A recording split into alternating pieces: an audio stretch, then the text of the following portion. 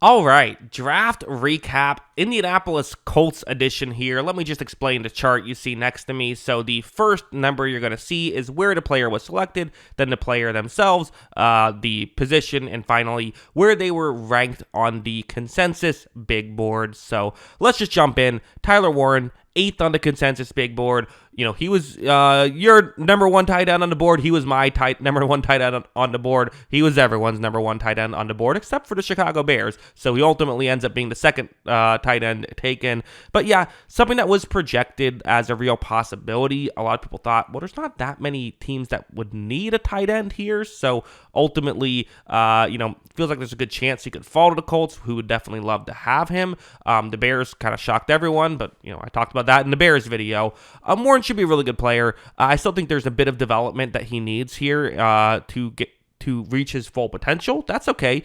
Tight ends are a developmental position, and I'm sure if you're a Colts fan, you've watched some of the highlights. They're ridiculous. The highlights are ridiculous. I will say the tape isn't quite as impressive, but you still do see the flashes. You just want a bit more consistency, I think. There is someone who, again, there's some really unique things, like how he used to take quarterback snaps in college. Are they going to try that at times with try to have a Taysom Hill type package?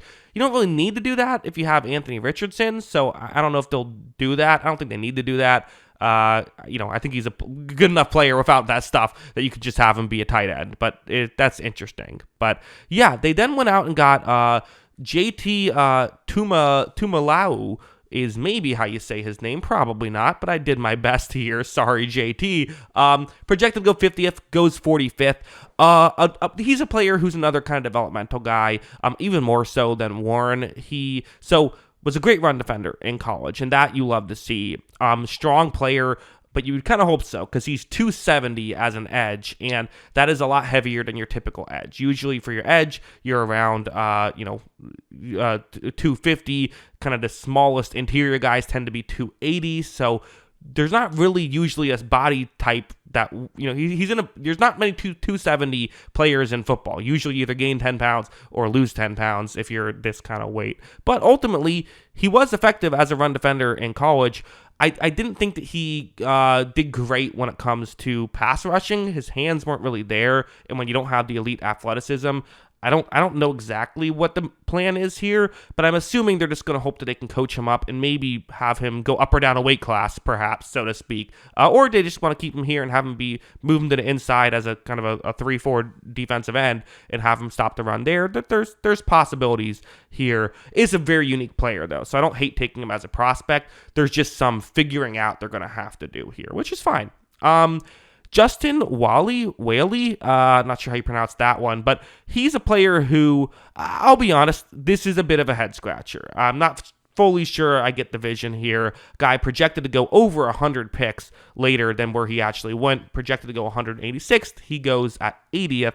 What was an all right corner last year is 5'11", 195. So while he is pretty quick, and I think maybe their logic is like a slot corner here, at pick 80, I feel like usually you can get more valuable players as of right now. He wasn't great in college and isn't a great athlete, so not sure I fully see the vision here. I feel like he's more of a depth player, which is fine, but I feel like usually there's better prospects for depth players at pick 80. So again, we'll see. I haven't done a deep dive on him, so maybe I'm wrong, but a bit of a head scratcher right off the bat.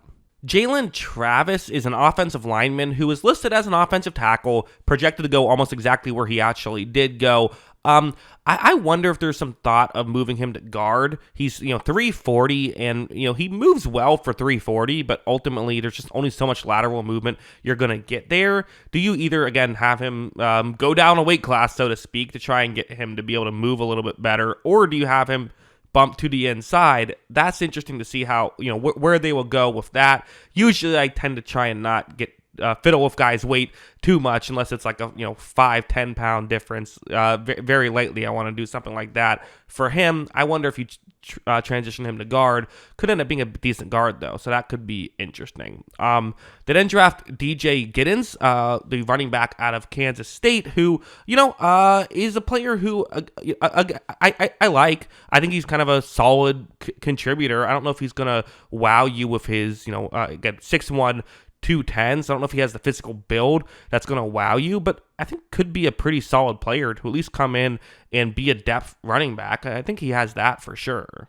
Next up, they went quarterback here, which I was wondering if they were going to address quarterback at some point, just because, okay, you do have Anthony Richardson, you have Daniel Jones, so like that's not the worst situation in the world, but I think you could add a young player to see, as a flyer here, right? Why not? Maybe things will go well, and there are good things about him. Good size at 6'4". He has, when he throws over the middle, there is good zip, and he does move well. The issue is, for one thing, he's not that accurate. When he throws his deep ball, he throws it very high in the air. I wrote in my notes that I'm worried for birds when he throws a deep ball because that's kind of how he does it. And it doesn't just seem to always be much of a plan when he is out there. So he's very raw prospect. Some good things to like about him. I think the question is just he's a developmental guy. You're not starting him right away, but maybe he'll impress in practice. You'll realize that you can kind of coach some things up, and maybe he could find his way on the field at some point. That's the hope. Tim Smith, a interior defensive lineman out of Alabama. Hey, 6'4", 315 pounds. There might not be a lot else he does other than being 315 pounds, but should be able to be a solid run defender. Was a solid run defender with Alabama. Again, I doubt you're getting more than a couple hundred snaps out of him, but for pick 190, that's pretty good value there. You're getting someone who can be a contributor. Hunter Wooler is the last player they selected at pick 232. And again, if you're thinking, D-back and, pick 232, that's probably someone who might end up being might end up being a special teams guy. I don't know if that's how they're going to do this. He is someone who... So last year, that's his profile, is special teams guy. But the year prior, he had a much better year. And so he did, take a step back, and that's unfortunate. But could he be a sort of a strong safety as well? I think there's potential there. So I don't think they're strictly looking at him as a special teams guy. Don't get me wrong.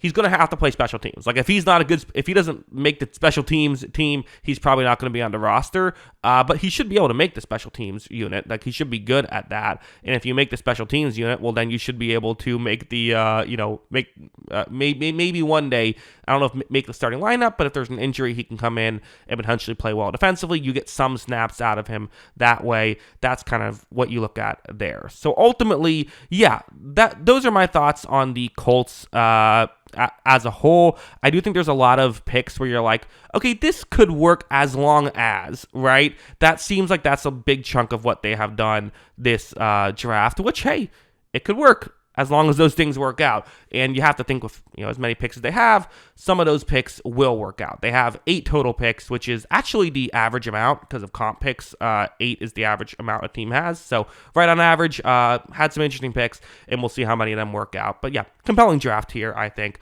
What do you think? Let me know in the comments below. Always love hearing from y'all. And of course, as always, thanks for watching.